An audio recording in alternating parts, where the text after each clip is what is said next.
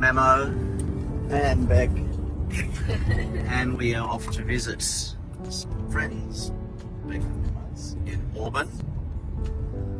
And this is my first time in the car. Memo, which means that I just don't want to be for it. So, how long have you been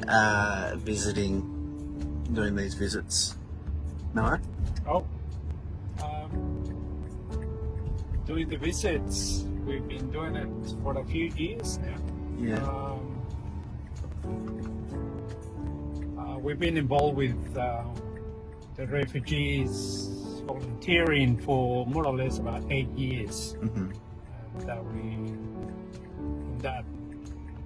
And you get to visit families, different families from different countries, from Iraq, from Iran, we got quite a big intake of Afghanis the last 2 years. They're the ones we recently been more in contact with. They're the ones they need a bit more help than the ones that they arrived, let's say 10 years ago by boat. Some of those people, they're still struggling. They're still no papers, so they have no income or they can't work.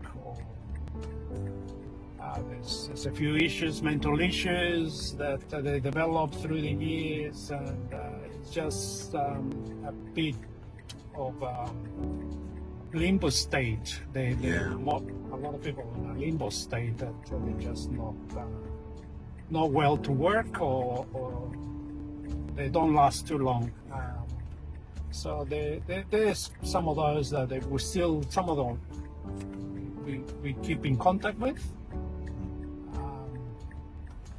But the ones that we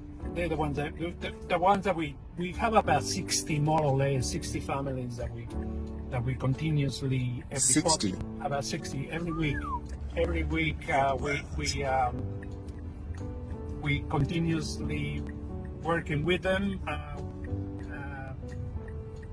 In any way we can visit with food or just by going to Centrelink or filling up a form that they can't speak.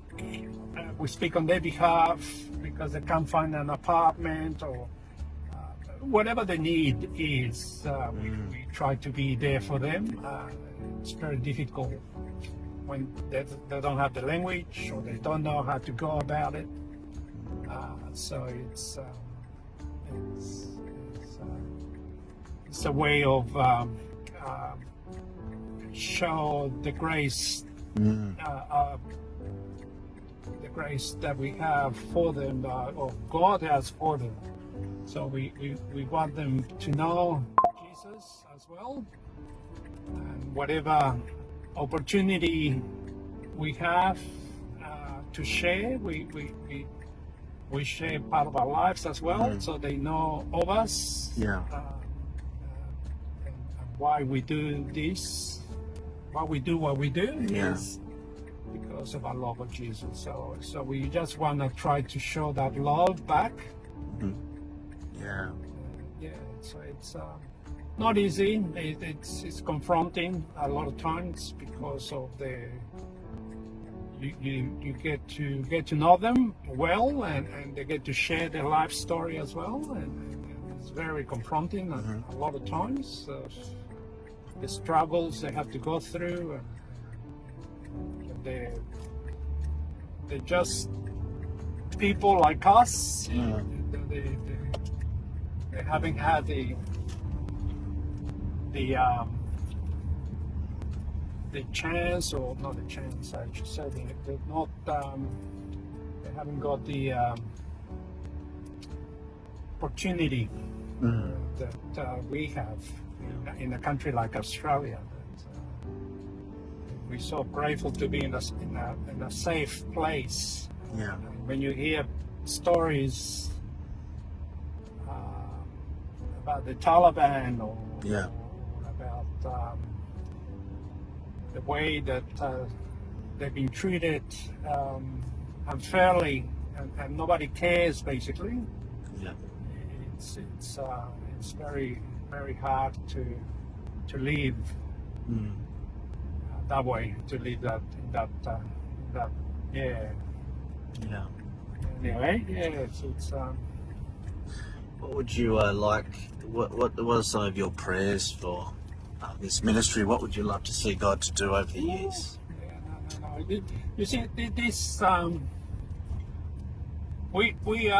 this ministry is for the long haul. Yeah. It's not a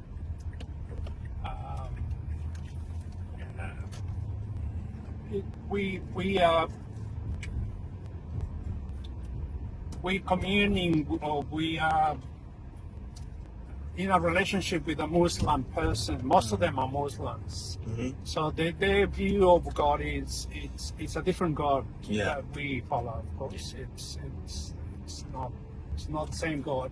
Although they keep saying no, it's the same God. It's the same God, right? And when we tell them no, when we tell them about Jesus, they sort of have a view about Jesus, but they struggle. So it's a constant reminder. It's not a I'm gonna tell you now about it and work on it. No, it's just they have a barrier, a complete barrier there that they can't see through. Yeah. So it's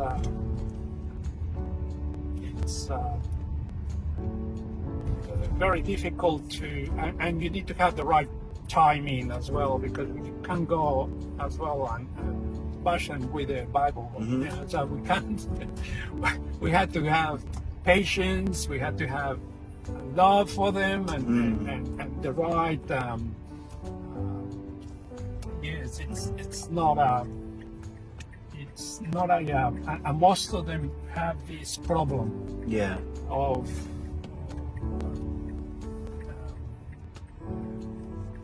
this barrier that we tend to struggle, and language is another, but language we can work on that.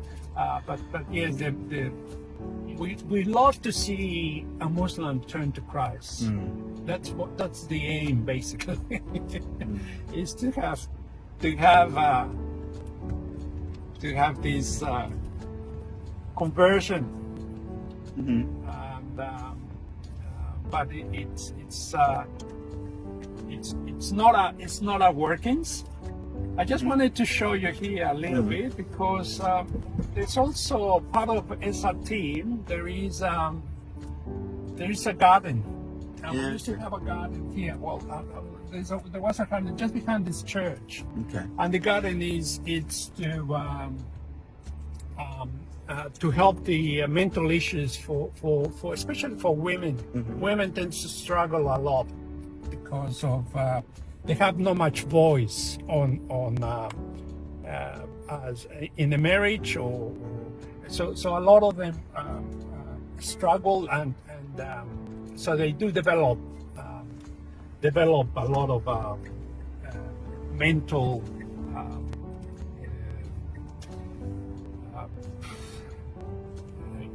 it's hard to explain. It's hard to explain. They want to say so much, they want to know so much, and they just can't, because they're not allowed to speak up. They're not allowed to say what they think.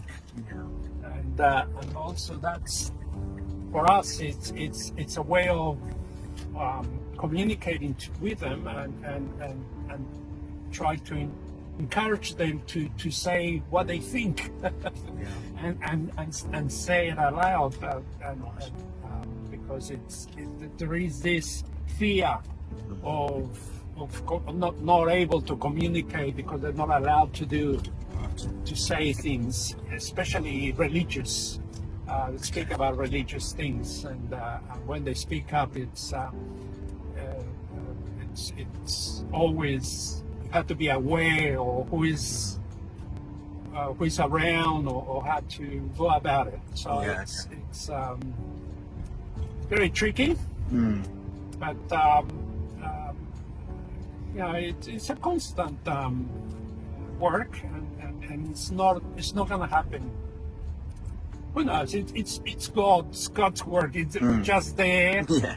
to be to use for God to use us. And, Yes. and if it happens, it happens. Mhm. The conversion, and if it doesn't, well, we planted a little seed Yes. into their lives, and they can see the little bit of love of God that the one that we believe. Yeah. And, that's the aim, basically, to plant a little seed and to someday one of them at least turn to Christ. But that's so what we're gonna do now is we're gonna go to, this is part of Maryland's Guilford area, Yeah. and we're gonna go to Auburn now. So that Auburn is where most of the refugees are living, because there's a temple there. There's a mosque. A mosque that they like to live close to. So, and the community is quite active up there. So Ramadan is starting this Sunday. Okay. So there is a fasting Ramadan, and it's special. They go for 40 days where when the sun is on, they don't eat, and when it gets dark, they get to eat. So they're not starving. They're still eating at night, but through the day they don't eat. Right. So it's and for us, Easter is coming as well. So Yeah. Easter, it's sometimes they collide, and Is that a good thing or a bad thing when I they think it's collide? an excellent thing. Yeah, great. It's great because we get to share a lot with them. You know, we get to share our view of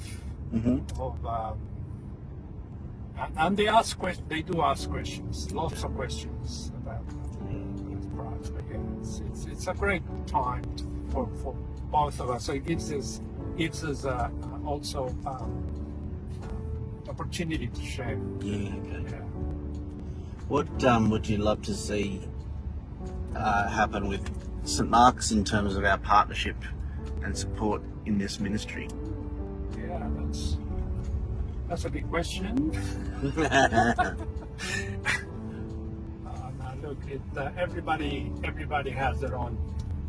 It's very personal for everyone. My journey is being sudden. It's been this is your life now, basically. Yeah. And there's others that the journey is, and it's okay. I mean, we all on our own. So I love to see more.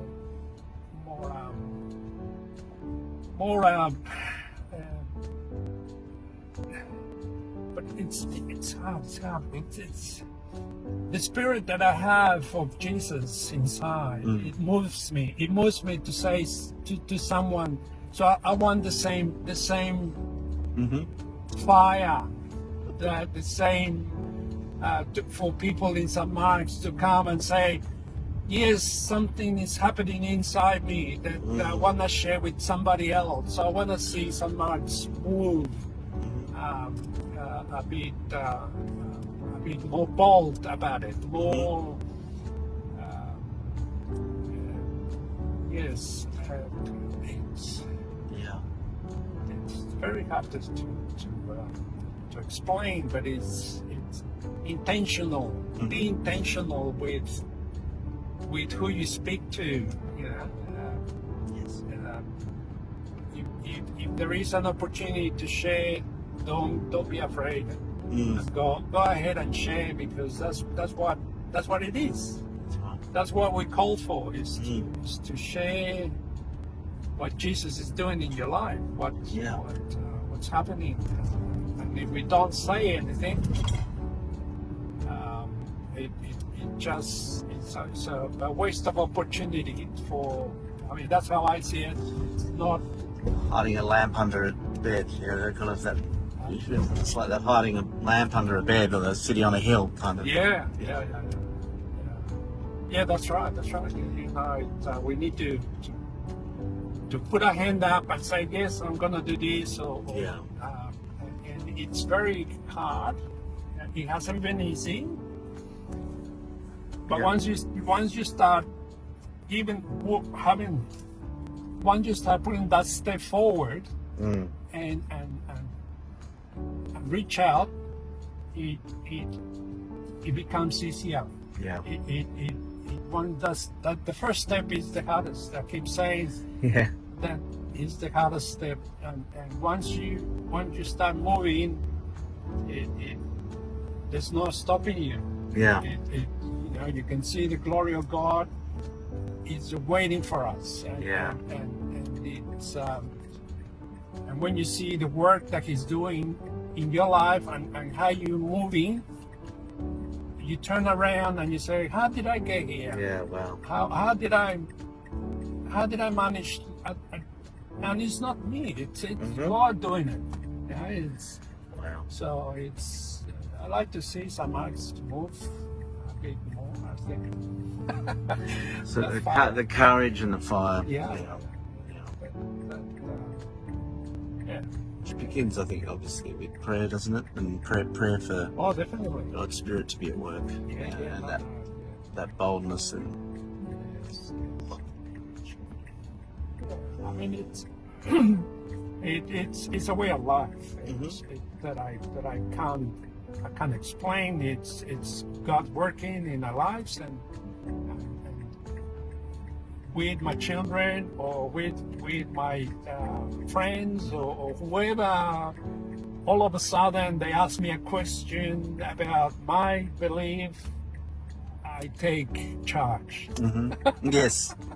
I take charge and I say, this is what I believe, and this is why I believe, and I want you to believe as well. Yeah. So basically, it's take that when you get, and you will get opportunity. That's the thing, that once you give that step forward, God will work with you, and you'll get opportunity to share. Yeah. And that's what. Yeah. Yeah.